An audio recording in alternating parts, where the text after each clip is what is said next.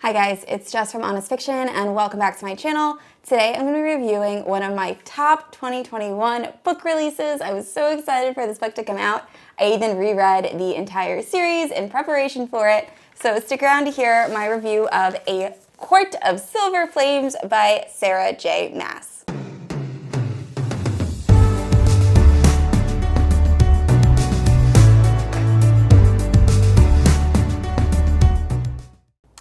Alright guys, so similar to my other reviews, this is going to be a spoiler-free review of A Court of Silver Flames that goes over the plot, characters, world building, and writing style and pacing, followed by a very spoilery discussion. I will definitely put a spoiler alert before we get into that section. I will say even the spoiler-free review section is going to have spoilers for the original A Court of Thorns and Roses books. I tried doing this without any spoilers for the original series. It's almost impossible. So if you have not read the original series yet, I suggest not watching this video. But with that, let's jump into the plot. So this is a dual perspective story following Nesta Archeron and Cassian. And Nesta is really broken after the Battle of Hybern. She was turned into a fae against her will. She lost her father, and she just has a lot to deal with. And she really starts off as this broken character. She's in a depression. She's really doing a lot of self-harm to herself, drinking, and just making really bad decisions. And her friends, the inner circle, really want something better for her. They thought that she was going to eventually just kind of snap out of this lifestyle, and it's not happening. So Farah and Rhysand kind of give her an ultimatum. Either you start acting right and like getting yourself together, you start training with Cassian, you live in the House of Wind, or we're going to ship you off to the human lands. So a little bit of tough love. And Nesta is openly hostile against this idea, obviously, but she eventually accepts it. And the story really is her growth from there. A lot of this has to deal with her overcoming this inner turmoil, and it was a lot deeper than I thought it was going to be. But anyway, she starts training and she eventually meets other people that are going through similar struggles, and together they really help each other. Meanwhile, all this is going on, she's also starting to have not a relationship, but her and Cassian are starting to understand each other a little better, and they slowly, I really like that it's a dual perspective story, by the way. So you get to see Cassian see Nesta and see her growth and everything, and it's just done very well. But then there is another plotline going on, which is that the human queens, that if you remember from the original series, the one that was turned into a crone, Brialyn, is very mad at the inner circle. She's very not happy about being a crone. So she actually sides with a sorcerer, and they are going to attempt to take over the Fae, the High Lord's area, Prythian. Sorry, slipped my mind for a second. So the inner circle, in order to stop Brialyn, the human queen, has to find these objects. And I'm not going to go into specifics about the objects, but they need Nesta to do that. And I don't want to go into specifics about that either because it's going to give a lot away. But it was very interesting. I absolutely loved it. The story was so good. It was so good. It just was so much better than I had anticipated, and I hope you guys enjoyed as much as I did. Moving on to characters, obviously all of our favorites are back from the original series. The main character is Nesta Archeron, and it was just great seeing her growth, like I said before, and seeing her perspective. I was very frustrated with Nesta a lot in the original A Court of Thorns and Roses series, and although I'm still frustrated with her sometimes, at least it's nice being able to see why she's making these decisions, and it was great. I really enjoyed being in her head. Cassian was also, I thought, done very well. I really enjoyed seeing his take on things, and watching Nesta's growth through his eyes was enjoyable. It was just great seeing everyone's perspective through new eyes. Although I do love Farah, she's the original, it was nice to have a change, and it kind of made all of the characters a little bit more multidimensional. And also, Sarah J. Maas just writes amazing characters. Like, I've always loved all of her characters. I think they're all very well-rounded, even the ones I'm not crazy about. So that doesn't change with this book. The characters were amazing. Moving on to world building. Obviously, we're still in Prithian. It's still pretty much the same world. We don't go to too many places that we haven't been before, but the world building was still amazing. I still felt completely immersed in it. I loved the setting of all of the different High Lords areas that we visit and their territories. It was great. There's not very much I can say in terms of world building that I haven't said in other videos about the A Court of Thorns and Roses series. Writing style and pacing, and this is where I come up with a couple issues, and they're not huge by any means. Writing style, obviously, if you're a fan of Sarah J. Maas, it's very digestible. You're gonna love this. Her writing style hasn't changed very much. Pacing. And this has to do more with the smut, which I'm totally okay with. I mean, if you're reading Sarah J. Maas, you're gonna assume there's gonna be a little smut. I felt that this is very adult, which once again, fine with. There's a lot of F-bombs. But some of the sexual encounters, they were just in random spots that I felt slowed down the pacing of the story. If you watch my reading vlog, which I will link down below in the description, there's some parts that kind of felt a little, I don't know, tedious getting through just because it was like sex scene after sex scene after sex scene.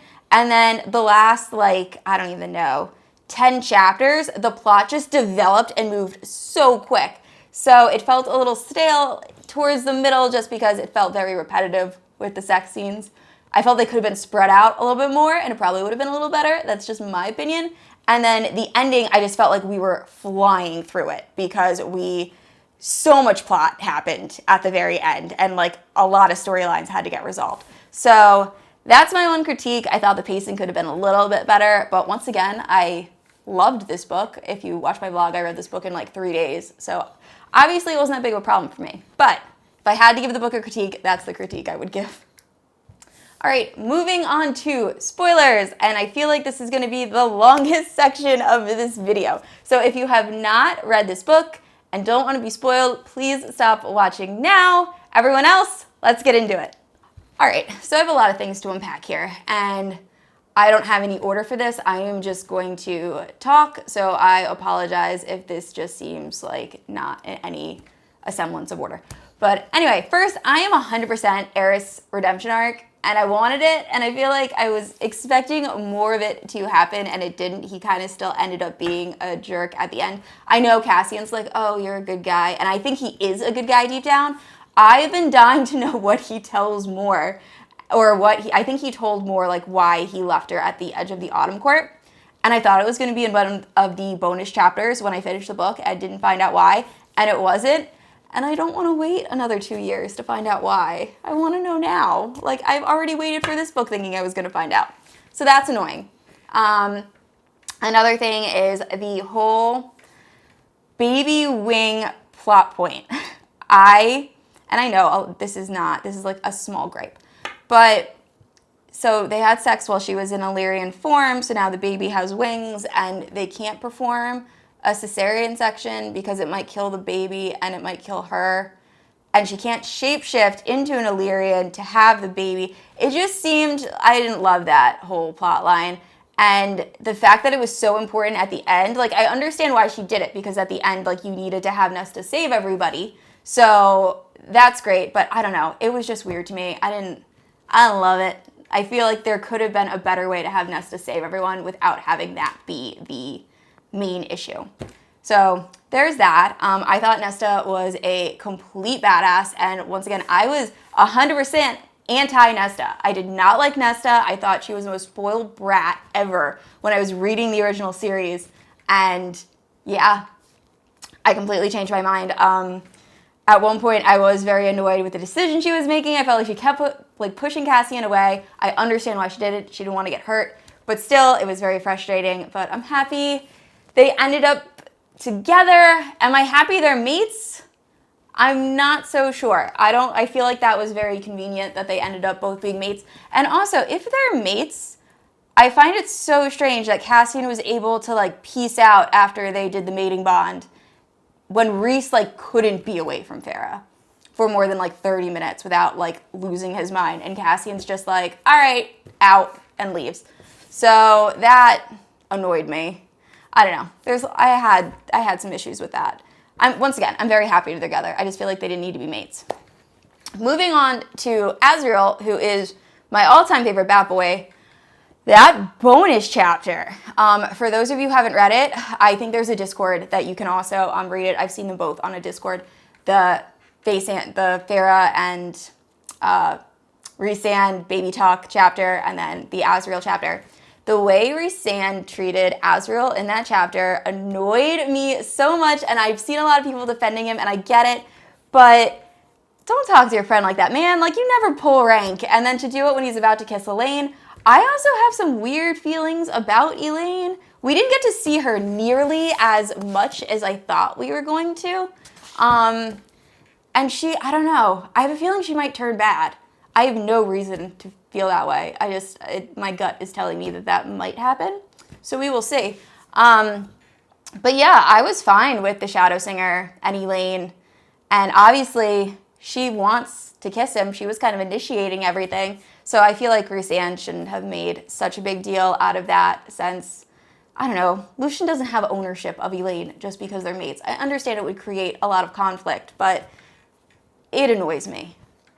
Also, I was super annoyed that Azrael gives Gwyn the necklace that he gave to Elaine for Solstice. I just felt like that was a bad move on his part. Yeah, definitely messed up. And then I'm gonna talk about the sex scenes for a sec. Very explicit. Once again, okay with it. I just think it's so funny that this is what I was expecting from Sarah J. Maas when they announced that Crescent City was gonna be adult. So Throne of Glass, obviously, I think was marketed as new adult or young adult. Not Throne of Glass. Throne of Glass is definitely marketed as young adult. A Court of Thorns and Roses was marketed as young adult, new adult. And there's not very explicit stuff. So then we get Crescent City, and I was like, oh, this is going to be probably pretty raunchy because it's her first adult book. And it was super tame. I was like, oh, wow, this is not what I was expecting. I don't even think there is a sex scene in that book. There's like, they're doing stuff, but nothing serious. This book kind of went off the rails with the sex scenes, and I don't read a lot of romance. Sarah J. Maas is probably the most I get when it comes in terms of like erotica, which it's really not. But there was a lot. And like I said, I think it kind of slowed down the pacing of the story. I probably could have used like 2 less, but that is 100% just my personal opinion. Not a huge issue with the book in any means. I just thought it was a lot, and I don't think I was expecting that much in that much detail. So good for you, Sarah J. Maas. But that is it for my spoilers. Thank you for watching this section. Alright guys, that's it for my review of A Court of Silver Flames by Sarah J. Maas. I hope you guys enjoyed it. Please let me know in the comments what you guys thought if you've read it. If you don't know yet, I post new videos every Tuesday and Sunday. And if you haven't yet, please like and subscribe to my channel. I will see you guys next week. Bye.